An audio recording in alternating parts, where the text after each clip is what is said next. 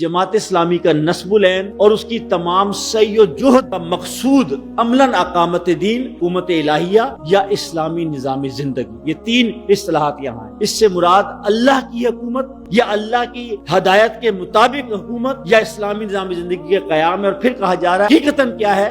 رضا الہی اور فلاح اخروی ہو۔ بس یہ دو لائنیں ہیں، اس لیے کہ یہ کیا ہے؟ نصب العین کیا ہے؟ نصب العین وہ چیز ہے کہ جس کی طرف انسان اپنی زندگی کو لے کر جاتا ہے، گامزن کرتا ہے، یہ زندگی کو ایک مقصد بھی دیتا ہے اور انسان کو زندگی میں کامیابی کی طرف بھی لے کے جاتا ہے۔ انسان شعوری نہ تو غیر شعوری طور پر بھی نصب العین رکھتا ہے، اس لیے نصب العین جو ہے کہ بہت اہم چیز ہے۔ مقاصد اور نصب العین کے اندر فرق بھی ہے کہ عام طور پہ تو یہ مترادف الفاظ ہے، کوئی کہتا ہے میری زندگی کا مقصد، اور یہ اس میں ہمارے دستور کے اندر بھی لکھا ہوا ہے، اس کے اندر بھی لکھا ہوا ہے کہ سعی و جہد کا مقصد۔ کیا مقصد اور نصب العین ایک ہی چیز ہے؟ نہیں، تھوڑا سا فرق یہ ہے کہ مقصد جو ہے کہ وہ بھی اس کو ہدف کو کہتے ہیں، لیکن انسان ایک وقت میں کئی مقصد رکھ سکتا ہے۔ مقصد کے لیے انسان محنت کرتا ہے، کچھ قربانیاں بھی دیتا ہے، مگر نصب العین وہ ہوتا ہے جس کے لیے انسان اپنا سب کچھ داؤ پر لگاتا ہے۔